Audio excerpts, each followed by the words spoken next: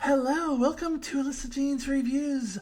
This is my review for Star Trek Picard, Season 3, Episode 4, No-Win Scenario. And thank you to the writing team for not naming this some other variation of Kobayashi Maru. I mean, No-Win Scenario does mean the same thing as Kobayashi Maru, but at least they didn't use the words Kobayashi Maru because for some reason Modern Trek is really obsessed with Kobayashi Maru. Anyways, spoiler warning, it does apply if you have not seen this episode. So I'll dive into it. Another really strong episode of Star Trek Picard in Season 3. I can't believe I'm saying that after Season 2, but a really strong episode.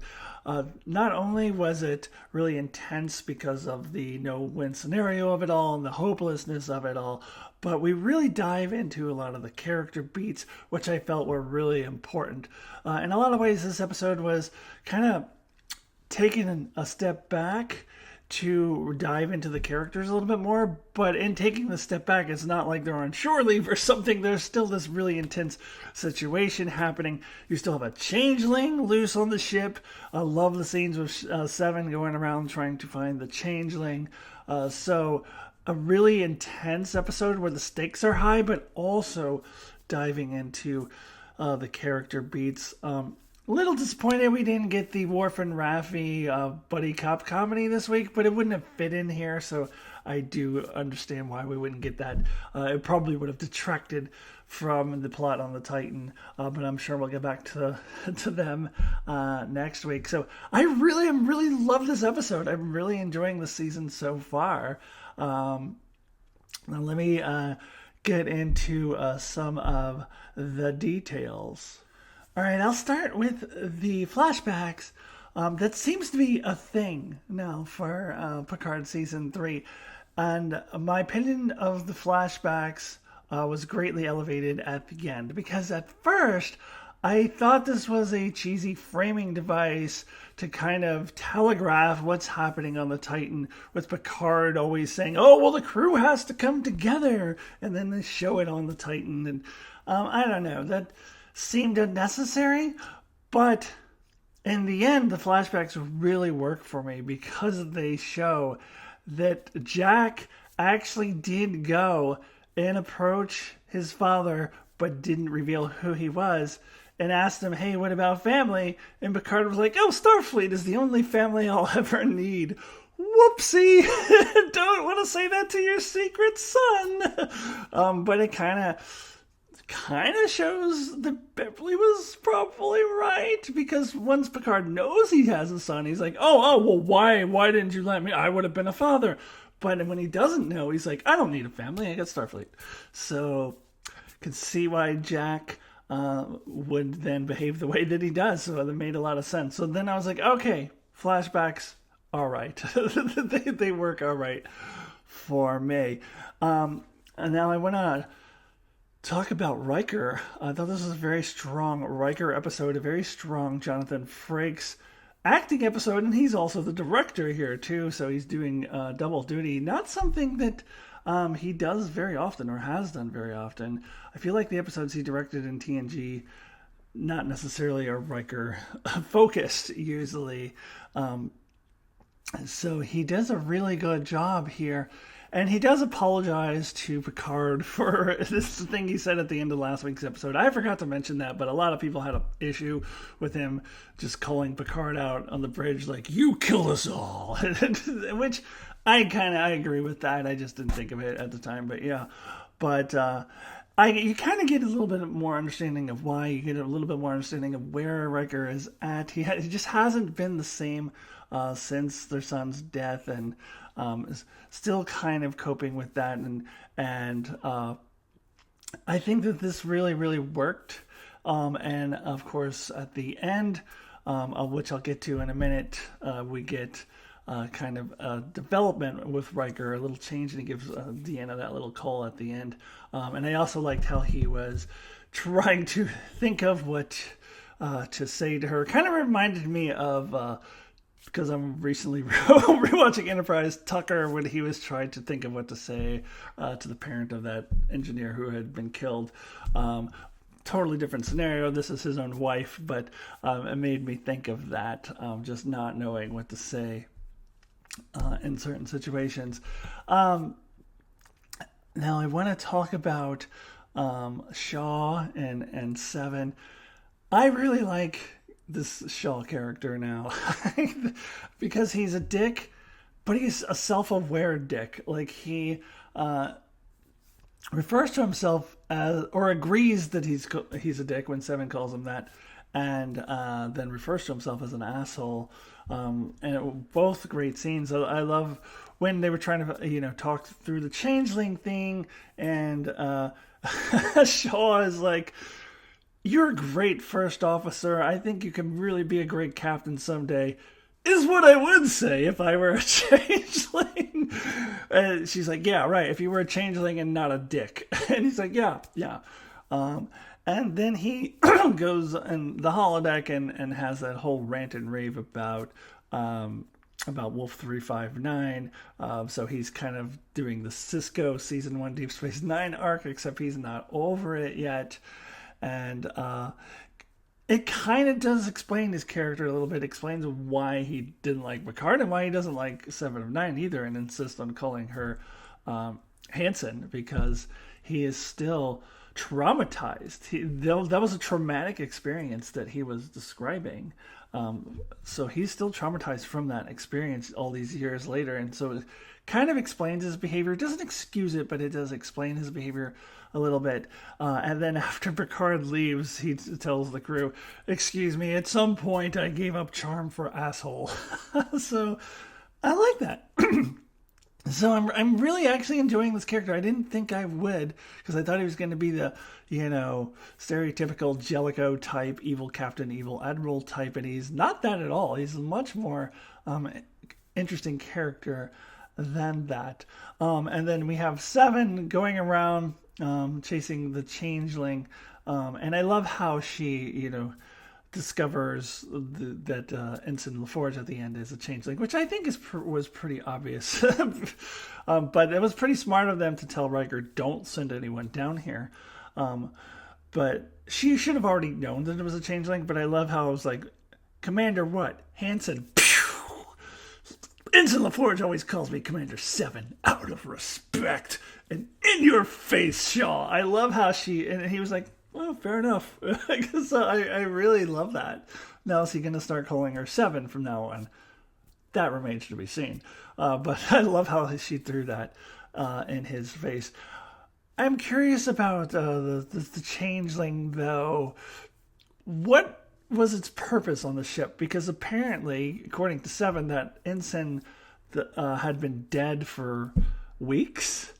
So the changeling has been on the ship long before they knew about Jack Crusher or Picard or any of that.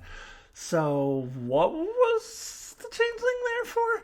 And it makes me think maybe he was there for a different purpose than to get Jack Crusher, because as I said last week, he had an opportunity to knock Jack Crusher out, sling him over his shoulder, and beam back over to the Shrike with Jack Crusher, and didn't do that. So I'm a little confused on what the purpose of the changeling is, and I hope we get an explanation. I'm not actually 100% confident we will, but I'm hoping we get some sort of explanation of what is the changeling's actual function. And by sabotaging the ship, it actually is making it so they can't give Jack Crusher over to the Shrike if they all die.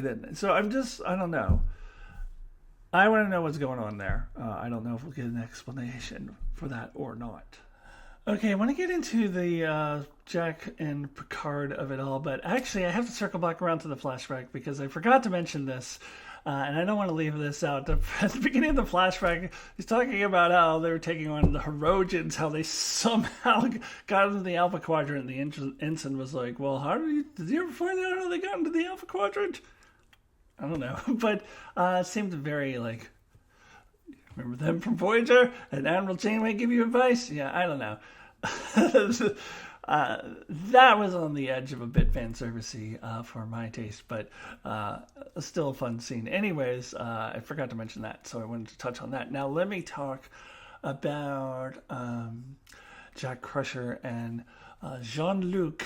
Riker's advice at the beginning: we're all gonna die. Get to know your son. So this is kind of what I had been waiting for, is for Jean-Luc to try to connect to his son.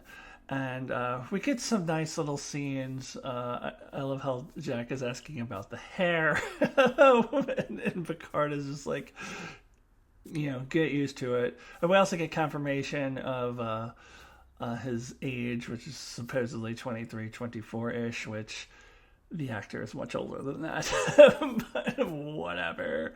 And I like how they were honest with each other. And Jack was like, I don't need this. If you think I need this, I don't. And Picard was like, actually, I think I need this.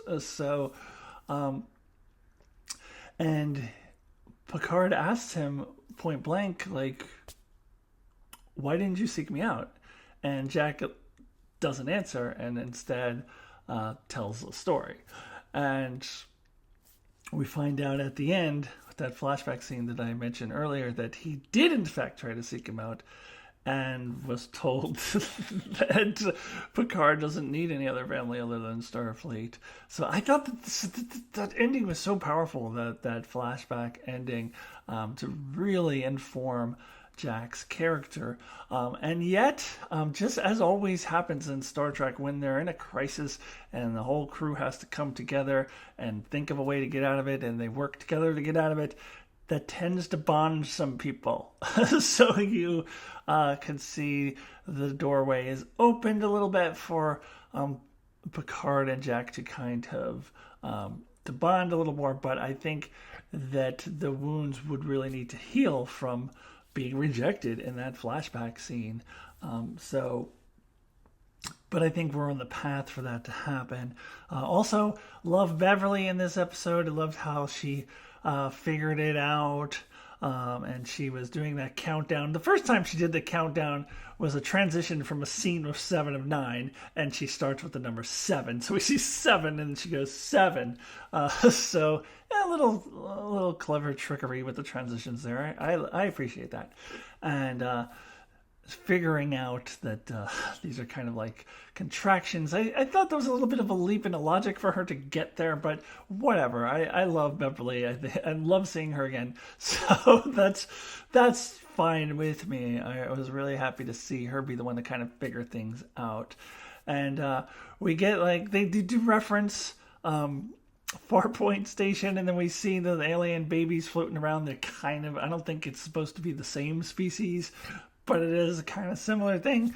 And that is kind of, what brings Riker back, where he is like, this was beautiful. And I've just kind of forgotten why we do what we do, the camaraderie, the teamwork, and just the beautiful wonders of space.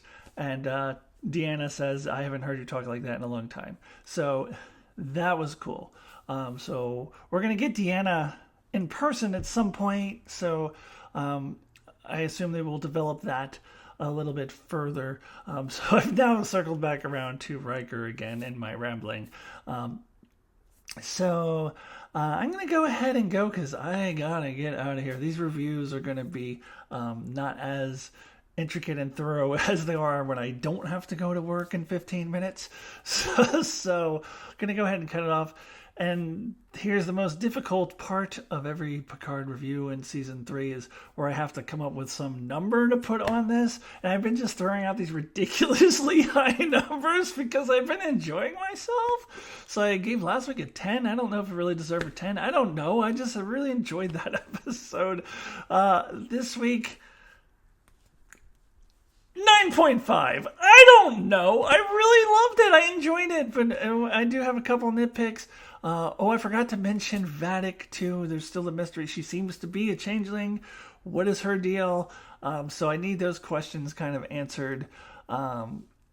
But this was a very strong episode. It could probably also be a 10. I don't fucking know. So I'm just going to say 9.5 because it's hard to rate these. I'll have to go back and at the end of the season and do a re-rating and go back and re-rate each episode because it's hard to rate them without the full context of the season. But I'll just say 9.5. All right. Thank you for joining me. Join me again next week as I review season 3, episode 5, which I believe is the halfway point. We got 10 episodes, right? So that'll be next week. Also, tomorrow I will be dropping my Star Trek Enterprise 20 favorite episode list. So check that out to subscribe if you have not already. And I will see you soon.